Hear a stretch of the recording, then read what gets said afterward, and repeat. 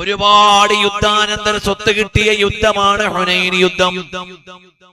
ആ കിട്ടിയ സ്വത്ത് മുഴുവനും അടുത്തയിടെ ഇസ്ലാമിലേക്ക് വന്നവർക്ക് കൊടുത്തപ്പോൾ കഅബാലയത്തിന്റെ ചാരത്തിരുന്നു കൊണ്ട് മദീനയിൽ നിന്ന് വന്ന സ്വഹാബികൾ ഒരു സംഭാഷണം നടത്തി. നമുക്ക് കഅബയില്ല, നമ്മൾ മദീനത്തുകാരാണല്ലോ, നമുക്കിനി തിരുനബി സല്ലല്ലാഹു അലൈഹി വസല്ലം ഉണ്ടാവൂല.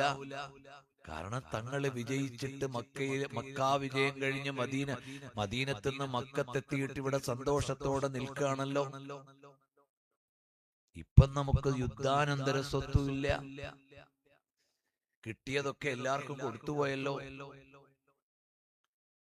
അങ്ങനെ അൻസാരികളിൽ നിന്ന് സങ്കടം പറയുന്ന നേരം നബി സല്ലല്ലാഹു അലൈഹി വസല്ലം തങ്ങൾ വഹയ് കൊണ്ടറിഞ്ഞു ഈ സംഭാഷണം. എന്നിട്ട് അൻസാരികളെ വിളിച്ചിട്ട് ചോദിച്ചു, അല്ലയോ യാ മഅശറൽ അൻസാർ, അൻസാരികളെ, നിങ്ങൾ കഅബാലയത്തിന്റെ അടുത്തിരുന്ന് പറഞ്ഞതെന്തായിരുന്നു?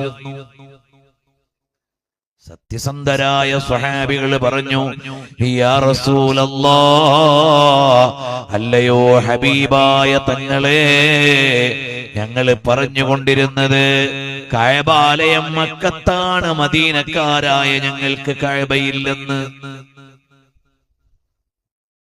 തങ്ങള് ജന്മനാട്ടിൽ നിന്ന് ഹിജറ ചെയ്തിട്ടാണ് മദീനയിലേക്ക് വന്നത്. ഇപ്പോൾ മക്കാ വിജയം കഴിഞ്ഞ് മക്കയിലാണല്ലോ ഉള്ളത്. തങ്ങള് തിരിച്ചു മദീനത്തേക്ക് വരുമോ ഇല്ലയോ എന്ന് ഞങ്ങൾക്കറിയില്ല. വന്നില്ലെങ്കിൽ ഞങ്ങൾക്ക് തങ്ങളുടെ സാന്നിധ്യവും ഇല്ല.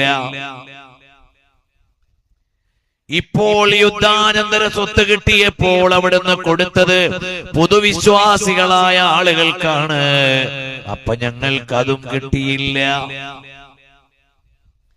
നബി സല്ലല്ലാഹു അലൈഹി വസല്ലം തങ്ങൾ അതിന് പറഞ്ഞ മറുപടി ഒറ്റ മറുപടിയാണ്, അനമിനൽ അൻസാർ, ഞാൻ അൻസാരികളിൽപ്പെട്ടയാളാണ്, ഞാൻ നിങ്ങളുടെ കൂടെ മദീനത്തേക്ക് വരാൻ പോവാണ്.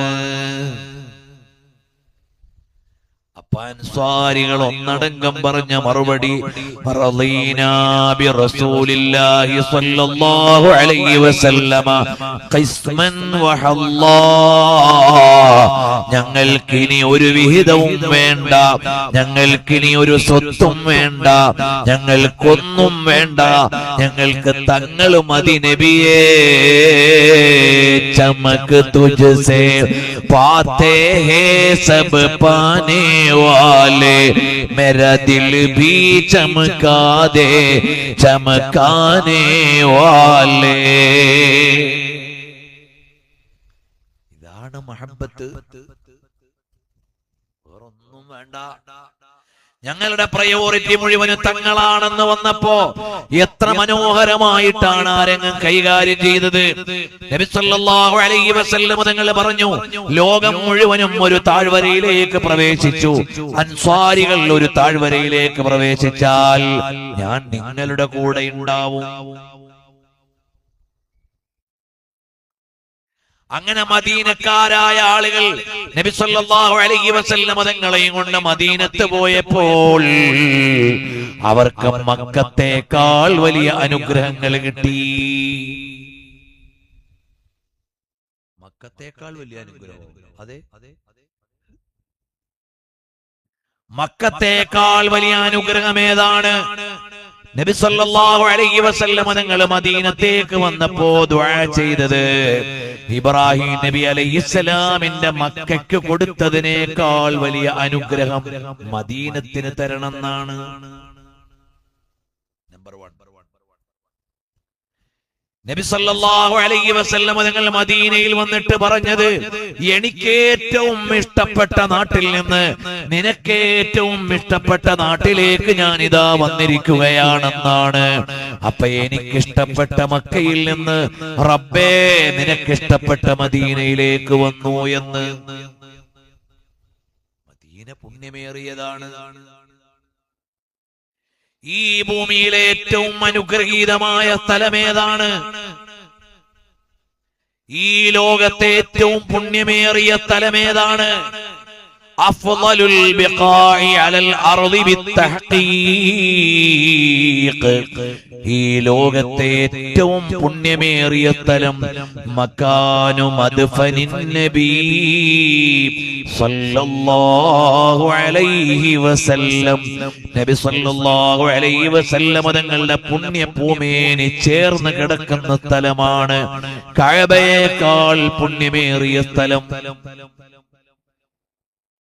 മദീനക്കാര് ഗോളടിച്ചു, മദീനക്കാര് ഗോളടിച്ചു. മദീനയിൽ ഭാഗ്യം ലഭിച്ചു കഴിഞ്ഞു. സ്വർഗത്തിൽ നിന്ന് കൊണ്ടുവന്ന ഒരു കല്ലാണ് കഅബാലയത്തിന്റെ മൂലയിലിരിക്കുന്ന ഹജറുൽ അസ്വദ്. എന്നാൽ നബി സല്ലല്ലാഹു അലൈഹി വസല്ലം തങ്ങളുടെ മിമ്പറിന്റെയും ഖബറു ശരീഫിന്റെയും ഇടയിലുള്ള സ്ഥലം സ്വർഗത്തിൽ നിന്നുള്ള ഒരു തോട്ടമാണ്.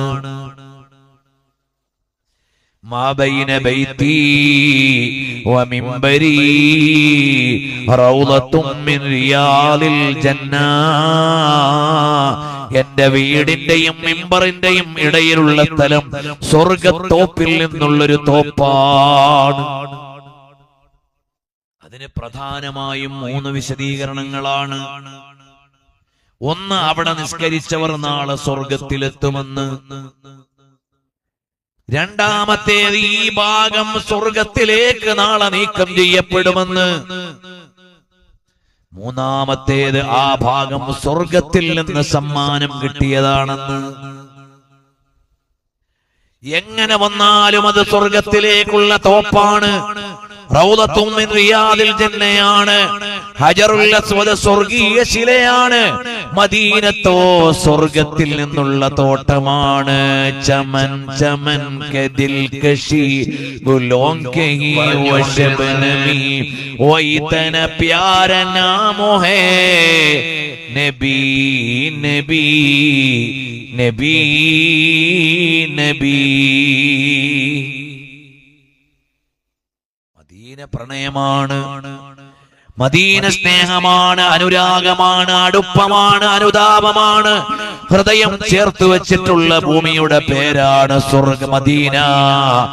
ആ മദീനക്കാരായ ആളുകൾ മഹബ്ബത്ത് കൊണ്ട് ലോകത്തിന്റെ തലസ്ഥാനമായി മാറി.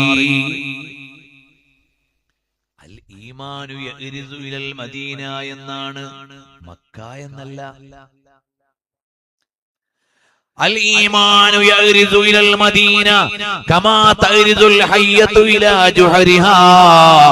ഈമാൻ മദീനയിലേക്ക് മടങ്ങും പാമ്പതിന്റെ മാളത്തിലേക്ക് മടങ്ങും പോലെ എന്ന് മദീനയുടെ രാജാവ് റസൂലുള്ളാഹ് സല്ലല്ലാഹു അലൈഹി വസല്ലം തങ്ങൾ പറഞ്ഞുവെങ്കിൽ അത് മഹബ്ബത്തിന്റെ തലസ്ഥാനമാണ്. സ്വാറുകൾക്കത് മതി. അപ്പൊ എന്തിനാണ് നബി സല്ലല്ലാഹു അലൈഹി വസല്ലം തങ്ങള് എല്ലാവരെക്കാളും എന്നെ സ്നേഹിക്കണോന്ന് പറഞ്ഞ എന്തിനാ? മറുപടി ആവശ്യം പോലെ. ഇനി കുട്ടികൾ ചോദിച്ച രണ്ടാമത്തെ ചോദ്യം,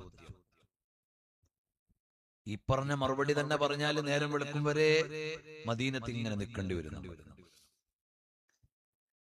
പ്രിയമുള്ളവരെ, നബി സല്ലല്ലാഹു അലൈഹി വസല്ലം തങ്ങൾ പറഞ്ഞപ്പോഴേക്ക് മാറിപ്പോയോ ഉമർ ബിൻ ഖത്താബ് തങ്ങളുടെ ഖൽബ്? അതേ, അവിടുന്ന് തർഖിയത്തിന്റെ മർത്തബയിലെ ഏറ്റവും ഉന്നതമായ പദവിയുള്ള നേതാവാണ്. ആരാണ്? ഹബീബുനാ വ നബിയുനാ മുസ്തഫ ജാൻ റഹ്മത്ത് പേ ലാഖോ സലാം, ശംഅ ബസ് മേ ഹിദായത്ത് പേ ലാഖോ സലാം.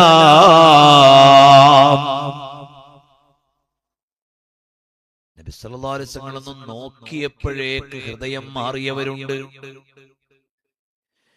നബി സല്ലല്ലാഹു അലൈഹി വസല്ലം തങ്ങളൊന്ന് തലോടിയപ്പോഴേക്ക് മാറിയവരുണ്ട്. ഇമാം അഹ്മദ് റിളാ ഖാൻ ബറേലവി റളിയല്ലാഹു അൻഹു പറയുകയാണ്, जिस तरफ उड़ गई दम में दम आ गया, जिस तरफ उड़ गई दम में दम आ गया, उस निगाहे इनायत पे लाखों सलाम।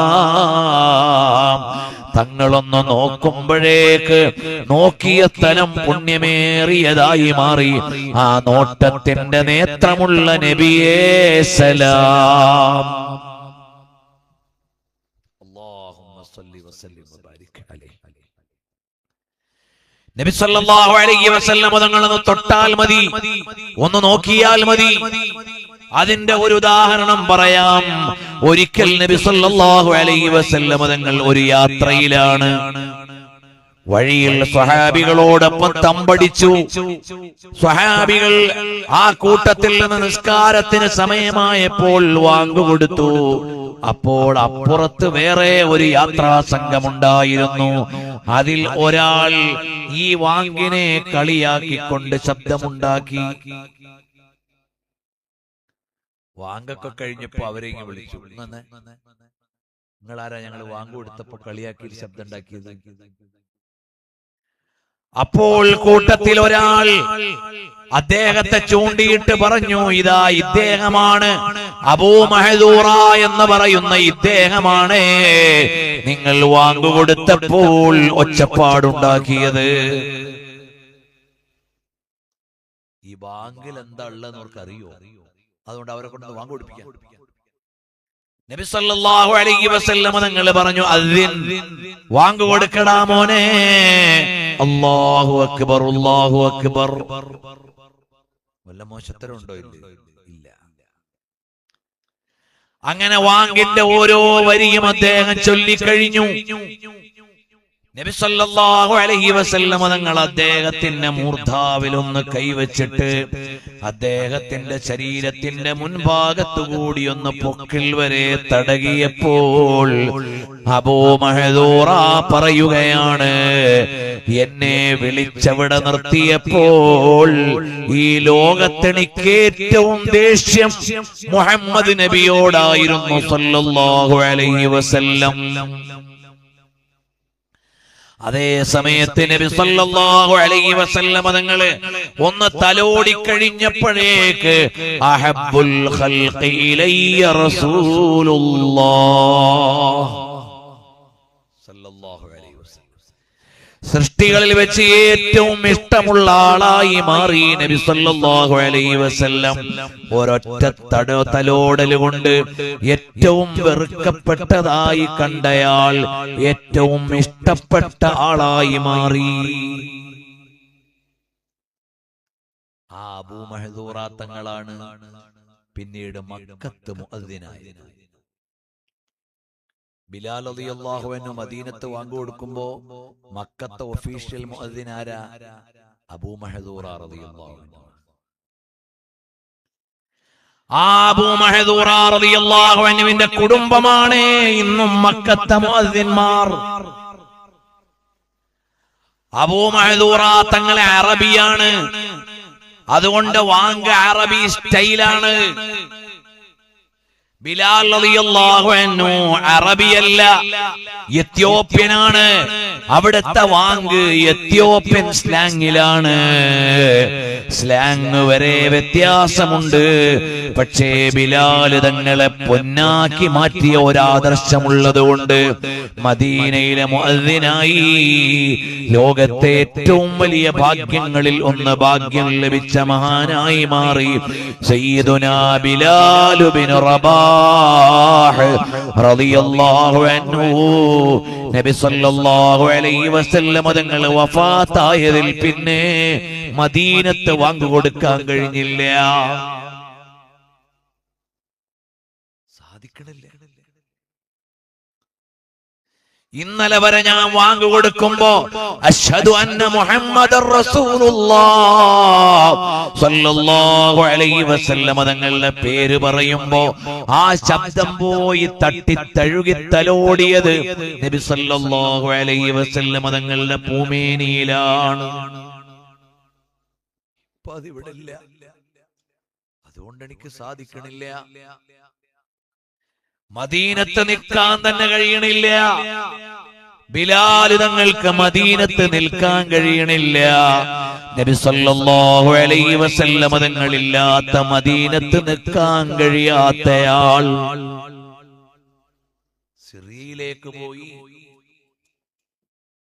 ഒരു ദിവസം രാത്രി കിടന്നുറങ്ങുമ്പോ കിനാവിൽ വന്നിട്ട് നബി സല്ലല്ലാഹു അലൈഹി വസല്ലം തങ്ങൾ ചോദിച്ചു, മാ ഹാദിഹിൽ ജഫവതു യാ ബിലാൽ അമാ ആന ലക അൻ തസൂറനി യാ ബിലാൽ. ഇതെന്ത് പണക്ക ബിലാലെ, ഒന്ന് വരാൻ പറ്റൂലേ? ആ രാത്രിയിൽ തന്നെ ബിലാൽ തങ്ങൾ മദീനത്തേക്ക് പോയി. മദീനത്ത് വന്നിട്ട് പിന്നെയും മാനവർക്ക് അവിടെ നിൽക്കാൻ കഴിയണില്ല. നബി സല്ലല്ലാഹു അലൈഹി വസല്ലം തങ്ങളില്ലാത്ത മദീന ബിലാൽ തങ്ങൾക്ക് താങ്ങാനാവണില്ല. പ്രിയമുള്ളവരെ, ഞാൻ എന്തു പറഞ്ഞെങ്ങോട്ട് പോവാനാണ്?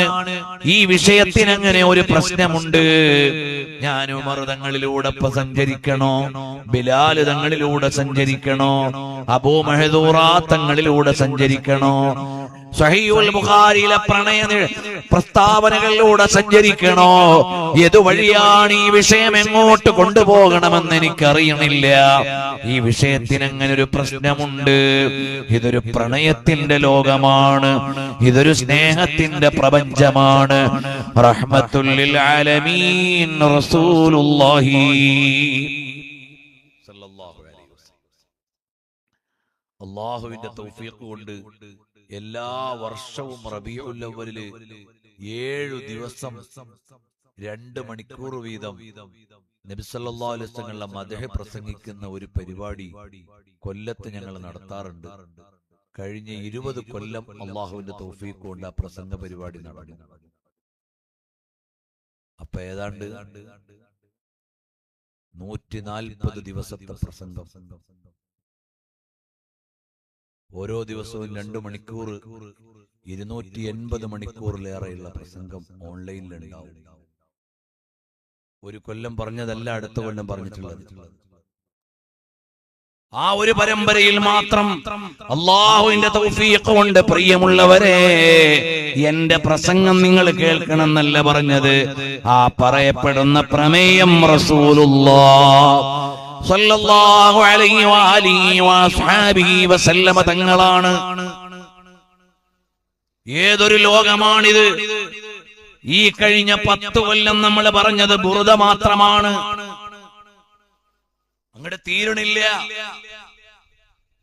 നബി സല്ലല്ലാഹു അലൈഹി വസല്ലം തങ്ങളുടെ പ്രണയത്തിന്റെ പ്രപഞ്ചം അങ്ങനെയാണ്. സ്നേഹത്തിന്റെ സാഗരം അത്ര വിശാലമാണ്.